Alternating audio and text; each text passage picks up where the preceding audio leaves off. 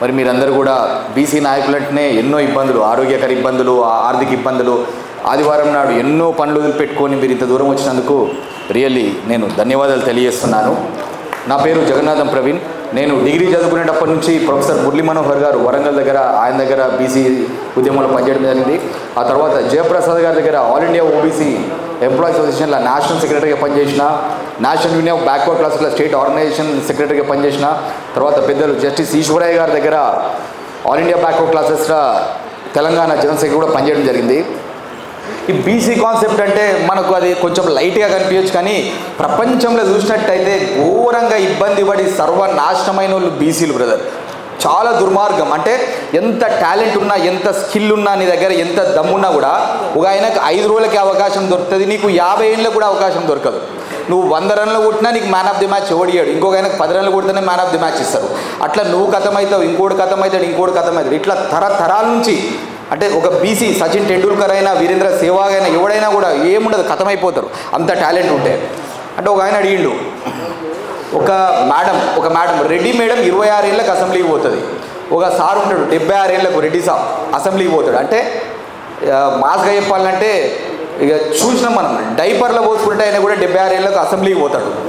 ఎంత స్కిల్ ఉన్నా, ఎంత టాలెంట్ ఉన్నా, ఎంత దమ్మున్నా కూడా 26 ఏళ్ళకు బీసీ కూడా ఎడిగిపోతాడు, కాటికి పోతాడు.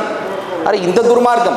ఒక ఇల్లు ఉంటుంది, మేము 10 మంది ఉన్నాం, నాకు ఎన్ని ఇవ్వాలి, నువ్వు 20 అరటిపండ్లు ఇవ్వాలి, బతుకుతాం తింటే. నీ ఇంట్లో 2 ఉంటారు, నువ్వు 200 అరటిపండ్లు నువ్వు పెట్టుకుంటావు. నేను నా ఇంట్లో 10 మంది ఉంటే నువ్వు నాకు 2 అరటిపండ్లు ఇస్తే నేను ఆఖరికి సావనా?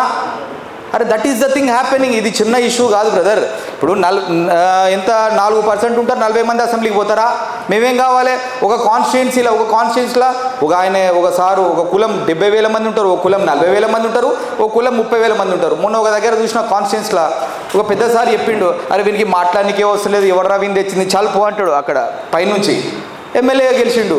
70,000 మందికి ఉన్న కులమైన గెలవలే, 40,000 మంది ఉన్న కులమైన గెలవలే, ఏం గెలవలే, 4,000 ఉన్న కులమైనా గెలిచిండు. ఇది అంటే ఒకసారి వినండి జస్ట్. ప్రపంచంలోనే ఇంత దుర్మార్గం అండి, ప్రపంచంలోనే. పెద్ద పెద్ద లీడర్లు ఇప్పుడు చూడొచ్చు, మా సోదరుడు మాధవ్ ఉన్నాడు ఇక్కడ పార్టీలో. మాధవ్ గురించి ఎవడు చెప్పాడు, ఇంకా అంతకంటే ఇంకెక్కువ చేసిన వాళ్ళు ఉంటారు, ఎవడు చెప్పాడు. అంటే అదే మామూలు ఆయన ఉంటే పెద్దగా హిస్టరీ బాగా చెప్తారు.